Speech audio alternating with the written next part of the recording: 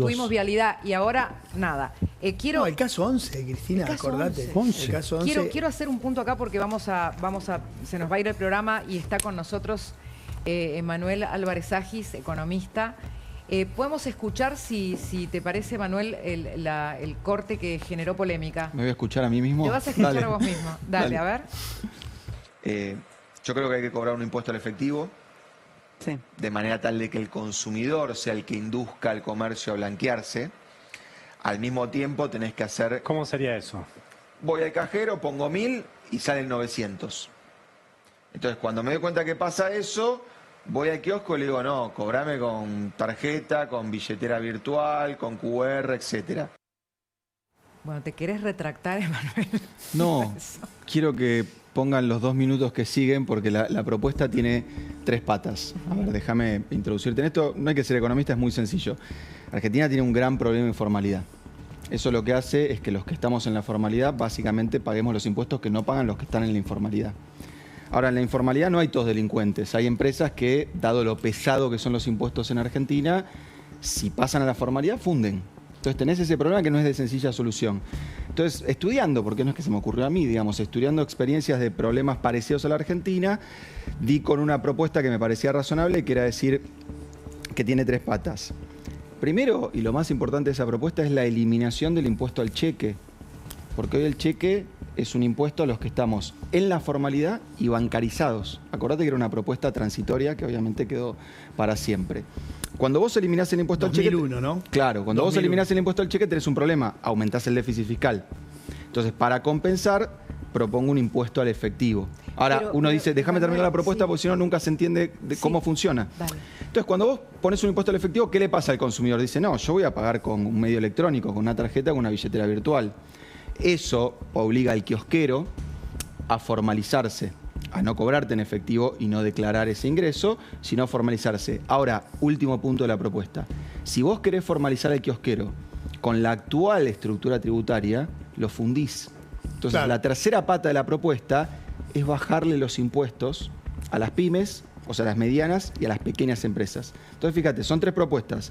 Eliminación del impuesto al cheque, baja de impuesto para las pymes, compensación con un impuesto al efectivo. Pero puede haber una vez en que la solución no sea crear otro impuesto, porque realmente no normalizas nada si vas a meterle un impuesto al efectivo. Te hago una pregunta. Si yo a vos me estás robando si me cobras un impuesto al efectivo. Que los impuestos son un robo es una idea que sostiene un solo presidente en la faz de la Tierra, que es el nuestro. Todos los países civilizados... ¿Qué es la inflación si no es un robo? Pero los impuestos o la inflación. ¿Pero la inflación es un impuesto? No, la inflación es un impuesto, es un abuso del lenguaje. La inflación es la inflación, un impuesto es un impuesto. Un impuesto es una ley que te obliga a pagar una cierta... más regresivo. Pero te hago una pregunta. El que afecta a los pobres. Pero te hago una pregunta, Silvina. Imagínate que yo a vos te digo... Perdón, Cristina, te hago una pregunta. Imagínate que yo a vos te digo, che, te voy a bajar 5% el IVA y te voy a subir 5% el impuesto a las ganancias. O te voy a bajar 5% el impuesto a las ganancias y te voy a subir 5% el IVA. No te estoy robando. Uso tu verbo. No me gusta, uso tu verbo. Ni más ni menos que antes. Lo que estoy haciendo, déjame ponerte el ejemplo sencillo, es que si la Argentina cobra 30 pesos por cada 100 pesos que se trabaja en la Argentina, se cobra 30 pesos de impuestos, yo lo que estoy diciendo es bajarle 5 pesos al que está formalizado y bancarizado y subirle 5 pesos al que está en la informalidad. En principio no subí ningún impuesto. La carga tributaria de Argentina es la misma. Y te digo algo, ¿querés esquivar ese impuesto? ¿Lo querés esquivar? Es muy sencillo. Como consumidor, te alejás del efectivo y pagás con medios electrónicos de pago. Termino con esto. Y como comercio, te vas a blanquear con una estructura impositiva más liviana, porque yo no pienso que un kiosco puede pagar 21 de IVA, 35 de ganancias, 0,6 de cheque y los ingresos brutos que se le ocurra al gobernador.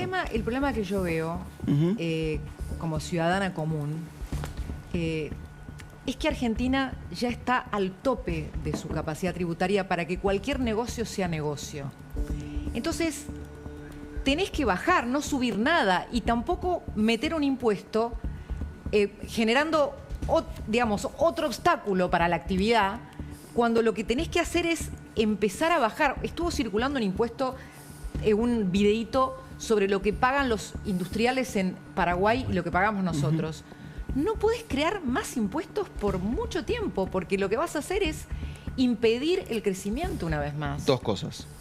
Yo lo debo estar explicando muy mal, porque lo que estoy proponiendo no es subir impuestos. Insisto, Argentina por cada 100 pesos, 30 son impuestos. Pero ¿qué crees ¿qué crees que piensa el que dice que va al cajero, saca 1.000 y le dan 900? ¿Vos conocés a alguna persona que haya en este estudio, en tu familia, en tus amigos, que no tenga o una tarjeta de débito o una de crédito o una billetera virtual? No. Bien, entonces si la tiene, no paga el impuesto.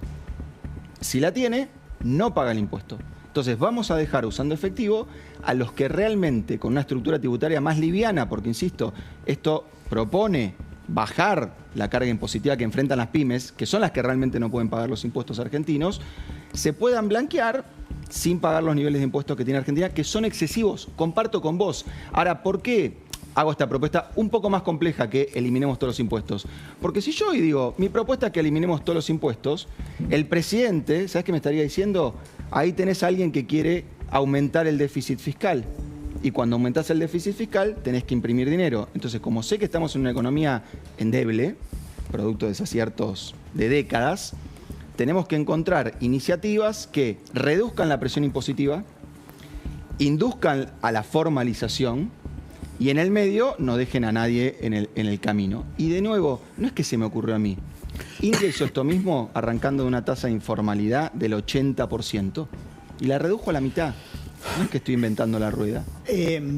Sí, igualmente el gobierno es un poco más ambicioso en cuanto a sacar el impuesto al cheque, porque lo que quiere es sacar el impuesto al cheque, que se cobra directamente del banco, ¿no? Cuando la plata pasa por el banco, te queda una parte, aunque no sea cheque, porque en realidad sí, es un abuso del lenguaje. Es impuesto a los créditos y débitos. Lo que quiere hacer es, mediante una resolución central, decir, no se cobran más impuestos de los bancos, ¿no? Esa es la propuesta final. ¿Y para qué es? Eliminarse el impuesto al cheque, no se cobran más impuestos a los bancos y le pegás, digamos, bajo la línea de flotación al sistema de recaudación de ingresos brutos en las provincias sin meterte con ingresos brutos, ¿se entiende? Porque vos le decís al gobernador, vos cobrá ingresos brutos, la tasa que quiera, querés cobrar el 70, cobrala, pero andá a cobrarla vos, no la cobres directamente de la plata que pasa por el banco, ¿no? Entonces, el sistema que el gobierno tiene en la cabeza para sacar impuesto al cheque, es desconectar ese sistema de débito automático de impuestos que cobran las provincias. Las provincias abusan cuando la plata pasa por el banco. Con lo cual, digamos, crear un impuesto que también te diría que se recauda a través de los bancos es exactamente lo contrario de lo que el gobierno tiene en la cabeza. No solamente por la creación de impuesto nuevo, sino por la desconexión del régimen de débito automático sería, ¿no? La verdad que está súper bien explicado, como lo explicó Diego. Yo sé, Emanuel, que bueno, fuiste viceministro de Kicillof en su gestión en economía, pero que también sos activo en tu debate político, ¿no?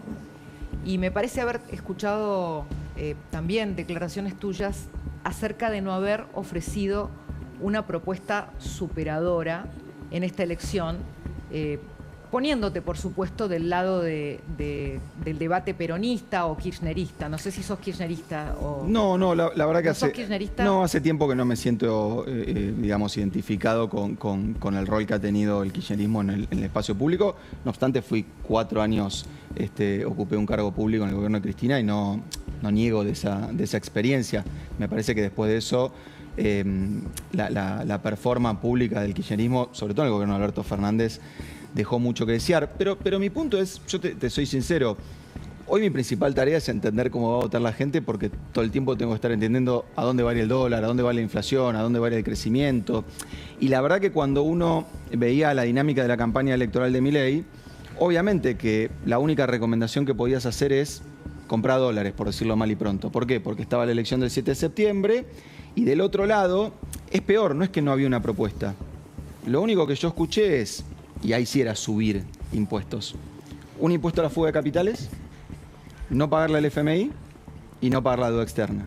Del otro lado te referís a... Del lado de la oposición. O sea, para vos hubo riesgo Cuca. Para mí, obviamente que hubo riesgo político, pero el problema es que en Argentina, ¿y por qué lo llamo riesgo político? Porque hace de un tiempo para esta parte, y te digo la verdad, para ser consultor económico es una desgracia, la mejor forma que tiene la oposición para ganar las elecciones es moverle la mesa al que está gobernando. Cuando Alberto Fernández dijo en el medio de la campaña... Bueno, no gobernaba Alberto igual. Por eso digo la oposición. Cuando Alberto Fernández dijo en campaña, yo voy a usar las LEVAX para pagar jubilaciones, lo que desató fue una corrida bancaria. Ahora, cuando Milei, en campaña, no gobernaba, dijo el peso es excremento, no renueven los plazos fijos, lo que hizo fue desatar una corrida bancaria. Y cuando vos desde la oposición decís impuesto a la fuga de capitales, no pago el FMI, no pago la deuda externa, ¿qué haces? Desatar una corrida cambiaria. No bancaria porque tiene que ver, digamos, con la dinámica del riesgo país. ¿Desató una corrida diciendo el peso es excremento? No, no me parece, lo muestran los números. No había retiro de depósitos significativos en Argentina hasta que Pero el la candidato gente creía que ganaba más. hasta que el candidato hizo esa declaración. No. Acordate que Milei vino creciendo en intención de voto desde marzo, te digo porque trabajo de eso, digamos, desde marzo hasta octubre, y en octubre hay una primaria que a todos nos empieza a llamar la atención el nivel de votos que había tenido Milei, y en esa primaria todos pensábamos que quién ganaba por una distancia enorme, Larreta. Entonces el mercado empieza... Vos decís en la PASO. Claro, el mercado empieza a decir, teníamos porque todos los números... después de la general todos decían que ganaba Massa. Claro, bueno, pero el mercado empieza a decir... ¿Vos dijiste que ganaba Massa también? No, yo no hago estimaciones electorales porque estoy, digamos, muy involucrado en el seguimiento de muchos países, sobre todo en la región, y la verdad que el esquema de encuestas viene fallando. Te diría internacionalmente del Brexit para acá, mira dónde me voy, es que las encuestas no pueden acertar lo que opina la sociedad. ¿Crees que hay una oportunidad? ¿Qué le valoras a Milei? ¿Crees que hay una oportunidad ahora? Bueno, yo, digamos, como aspectos positivos, te diría que creo que hay tres cosas. La primera es, independiente después de las herramientas que se usen, poner la inflación como el principal tema de campaña y como el principal tema de gestión. O sea, cuando vos tenés la inflación corriendo a 2 dígitos, en la agenda no puede estar primero, no sé, el desarrollo de las provincias del norte, la desigualdad. O sea, la inflación tiene que ir al tope de las prioridades porque estás al borde de una crisis de otro calibre. 2, a mí me parece que Milei nos llevó a revisar muchas de las máximas que, no es que lo decían economistas de izquierda, yo he escuchado a mucha gente que simpatiza con el gobierno de Milei diciendo, si vos cortás los planes sociales, hay una guerra civil, te cortan la 9 de julio, no se puede gobernar. Bueno, Milei, la asignación en lo que se refiere estrictamente a planes, neto de inflación cayó a la mitad, yo hoy circulé por 9 de julio, no es que está cortada ni nada, con lo cual ahí no había nada más ingresos que iban a la gente. Evidentemente Milei pudo sacar la espuma, estoy siendo elegante, de ese gasto. Mafia. Exacto. Y lo tercero, claro, que me parece que es algo que es muy meritorio del gobierno, pero el gobierno por ahí tal vez no hace publicidad de esto porque va un poco probablemente en contra de su núcleo duro.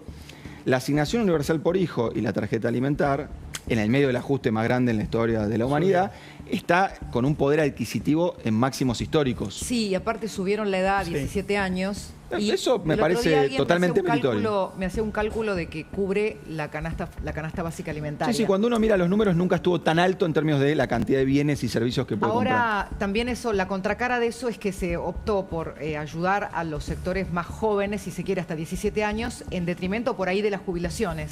Sí, que es un poco la elección difícil que toma el gobierno. Yo te soy sincero, Argentina en realidad gasta más en adultos mayores que en infancia. Y eso a veces se pone como una mala asignación de los recursos. ¿Fue un error dar moratorias sin tener los fondos? Yo creo que fue un error dar moratorias sin hacer una reconfiguración del sistema previsional o, como se llama habitualmente, una reforma previsional. ¿Y pensás que Kicillof va a llegar a ser candidato a presidencial en 2027 o esta elección lo dejó complicado? Yo creo que es el destino del gobernador de la provincia de Buenos Aires. Me parece difícil. ¿Te acordás que Vidal se decía lo mismo y Macri no quería, etcétera? A mí me parece que es el destino del gobernador de la provincia de Buenos Aires. El maleficio, le dicen. Bueno, algunos lo llaman maleficio. A mí te digo la verdad que es lo que más me preocupa. Y de vuelta, de salir un poquito de Argentina y mirar el resto de los países de la región. Uno, en términos de grieta, probablemente hubo más ataques, más cosas horribles en el debate público en la elección entre Bolsonaro y Lula. Ahora, ni Bolsonaro ni Lula dijeron, yo voy a dolarizar, no renueven los plazos fijos, yo voy a cambiar la moneda, yo voy a devaluar, yo voy a pagar planes sociales. O sea, hay ciertas cosas que los candidatos dicen, che, con esto no juguemos porque es el día a día de la gente. Por ahí podemos discutir si el aborto está bien, si el aborto está mal, si hace falta una modificación en educación, Ahora, pero estas discusiones son muy poco sanas para la economía. Independientemente de que no hubo una dolarización, ¿no sentís que los argentinos nos dolarizamos porque la política nos termina fundiendo con el peso, o con los controles, o con el intervencionismo, o con los impuestos? No es que lo siento, te doy un dato. En septiembre, los argentinos compramos la mayor cantidad de dólares de nuestra historia. Entonces no es Milei también, somos los argentinos los que nos dolarizamos. Te puedo dar un ejemplo que por ahí es un poco tedioso, pero digamos vos la respuesta. Pero no, creo que lo vas a entender sencillo porque me parece que es algo que también nosotros vemos en el día a día. Si vos comparás la política argentina con la política peruana, vos dirías, Argentina tiene una estabilidad institucional mucho más grande, en Perú hay problemas institucionales recurrentes, presidentes que van presos, que se suicidan, bueno, etc. Ahora, sin embargo, la economía peruana no se mueve. ¿Por qué? Porque si vos lo miraras comparativamente por el tamaño de esas economías, el Banco Central de Perú, si Argentina tuviera que seguir la idea y la práctica del Banco Central de Perú, tendría que tener 200.000 millones de dólares de reservas. O sea, te lo pongo... Pero en Argentina lo que pasó es la decisión de Cristina de cambiar la carta... En Argentina lo que pasó fue la decisión de Cristina, la de Macri, la de Alberto y la de Milei. ¿Sabes cuántas reservas tiene hoy el Banco Central? Si vos contás el desembolso con el fondo, 4.000 millones de dólares. Si lo descontás, porque dentro de 14 meses lo tenemos que empezar a devolver, tiene las mismas reservas con las que asumió. Y cuando a mí me preguntaban qué opinás del Banco Central que deja Massa, yo decía, nunca vi un Banco Central tan destruido en la historia. La carta orgánica es Cristina y el kirchnerismo gobernó 16 años contra los 4 de Macri. Pero Cristina, no estoy diciendo que estuvo bien el cambio de la carta orgánica. Hay responsabilidades y responsabilidades, digo. Claro. Porque tenés la madre del borrego y luego lo que sigue. Por eso. Digamos que no es lo mismo. Pero es que a eso voy. Si vos comparás el Banco Central que Cristina le dejó a Macri, es infinitamente mejor que el Banco Central que Massa le dejó a Milei. Con 7 de rojo. Te estoy hablando de números, sí, exactamente. Pero con 7 de rojo. ¿Qué es con 7 de rojo? Y 7% de déficit. No, el Banco Central no se le mide el déficit, pero si te referís a reservas netas... Al déficit en general. Si te referís a la cantidad de dólares que había en el Banco Central, Cristina lo deja con unos 5.000 millones de dólares, Massa lo deja con menos, o sea, hay un signo negativo delante. Vos hablas solo del Banco Central, claro, no, porque estamos hablando, vos me estabas hablando de las reservas. Pero ¿a dónde voy? El Banco Central de Massa se usó los dólares de la gente. Y los 40.000 para los importadores. Exactamente. Los 40.000 millones a los importadores. Ahora, ¿a dónde voy? Viste que, por suerte, en Argentina tenemos algunas políticas de Estado. Por ejemplo, Vaca Muerta de facto terminó siendo una política de Estado. Ningún presidente lo arruinó. O sea, todos los presidentes vienen siguiendo una dinámica más o menos razonable en cuanto a precios de los hidrocarburos, esquema de incentivos, etc. Bueno, deberíamos encontrar un consenso, no en 50 cosas complejas, etc. Deberíamos encontrar un consenso donde, no se atrasa el dólar para ganar las elecciones. Todo lo otro que quieras hacer, hacelo. Pero no atrases el dólar para ganar las elecciones. ¿Estás de acuerdo con el consenso de la sensatez fiscal? ¿Crees que eso es un logro interesante a nivel sociedad? Porque la sociedad votó como votó en un contexto de ajuste y no de expansión monetaria como suelen ser los años de elección. Te voy a decir algo que me pasa como las salchichas. Me gustan, pero no me gusta de lo que está hecho. O sea, creo que la composición del ajuste fiscal de Milei fue muy injusta. Y no lo digo moralmente, digo que económicamente es un ajuste fiscal que paga un costo muy alto en materia recesiva. ¿Por qué? Porque al mismo tiempo que estás haciendo un ajuste, estás reduciendo la carga tributiva para los sectores de altos ingresos y estás bajando gastos en los sectores de menores ingresos. Eso, desde el Fondo Monetario Internacional, literalmente, hasta el trotskismo, te dice que está mal. Ahora, déjame que te haga una pregunta. ¿Qué mirada tenés sobre el pensamiento económico de Cristina Kirchner? ¿Está entendiendo la economía del presente? No, me parece que Cristina de un tiempo a esta parte, primero que yo creo que en el gobierno de Alberto Fernández fue muy complicado tener un integrante que comentaba las decisiones de política económica. Me parece que eso fue muy dañino. La evidencia me exime de explicar por qué. Y por otro lado, un poco creo que Cristina recién Pero no te escapes, digo, ¿está entendiendo la situación económica actual? ¿Vos me ves corriendo? No. Ah, perfecto. Y lo segundo que digo es que cuando yo veo las críticas de Cristina a la política de Milei, me parece que no dan el clavo. No dan el clavo. No, me parece que no dan el clavo. Me parece que las críticas al gobierno de Javier Milei, a un gobierno que asume con el Banco Central que yo acabo de decir, totalmente vacío, tu crítica no puede ser, che, tenés que imprimir más pesos para aumentar el gasto público. Ahora, ¿no Se crees que en equivoca. vez- Bueno, justamente lo que yo digo es que por ahí lo que en el mundo, olvídate de la discusión de Argentina porque estamos muy atrapados en la grieta, pero en el mundo, lo que define a los pensadores económicos, digamos, de derecha o conservadores, de los de izquierda, los progresistas, no es los que dicen, che, tengo el Banco Central vacío, ok, de acá los que quieren hacer un ajuste, de acá los que quieren expandir. No es esa la división. Lo que te pasa, como le pasa a los republicanos y a los demócratas, es que unos dicen, che, hay que ajustar aumentando la carga tributaria en los sectores que tienen capacidad de ahorro, y otros dicen, no, hay que bajarle la carga tributaria a los sectores de altos ingresos para que inviertan más. Ese es el debate sano. Ninguno dice, pónganse a repartir plata que total no importa cómo está el Ahora, Banco Central. por ahí Cristina no está concentrada en una crítica económica Probablemente. racional, sino probablemente está concentrada en hacer cierto discurso para la tribuna, donde busca demagógicamente enojar al sector que posiblemente ella entiende que la está pasando menos bien o que la está pasando mal. Entonces es una cuestión más política que económica. Lo que pasa es que siento que la gente se da cuenta que ahí es donde Cristina falla. A mí me da la impresión de que lo único que hace eso, en lo que deriva, es en que esta elección tuvimos la menor tasa de participación de la historia. ¿Por qué? Porque también cuando Milei decía voy a dolarizar, mi punto era, todos sabemos que no vas a dolarizar. Entonces ahí debe haber un pibe de 25 años que dice yo voy a votar a este tipo porque me hizo volver a creer en la política. Va a dolarizar, asume, no dolariza. Ahí tenemos un desilusionado que no fue a votar. Te digo algo, si Milei hubiese dicho, y estrictamente me refiero al periodo desde que asume hasta octubre de 2024, cuando entra el blanqueo. Si Milei hubiese dicho exactamente lo que hizo en ese periodo, yo hubiese dicho que con la mitad estoy totalmente de acuerdo, que es básicamente lo que hizo en términos cambiarios, pago de importaciones, bopriales, etcétera. Diría que con la segunda mitad tengo mis críticas, pero son de segundo orden, que es el ajuste fiscal. Ahora, en esta elección, en blanco. Pensando en ese hermoso libro de Saramago, que donde un pueblo va de repente a votar y todos votan en blanco. Me jugué... ¿Vos a quién votaste, Cristina? Yo nunca digo mi voto. Ah, bueno. Por eso me Me jugué. jugaste, No, me jugaste mal. Hay gente que Igual no. sospecho a quién vota. Bueno, no es para sospechar. Está muy bien. Porque Te si estoy no- haciendo un chiste, Ok. te estoy haciendo un chiste. Todos los votos valen. Obviamente. Igual, por suerte. Por suerte. Quiero decirte algo, Manuel. Valoro que hayas venido a hablar abiertamente. Yo te agradezco mucho la invitación. Hacía un montón que no hablábamos. Porque Un estoy placer. cansada de los que te piden el hemograma para darte una nota.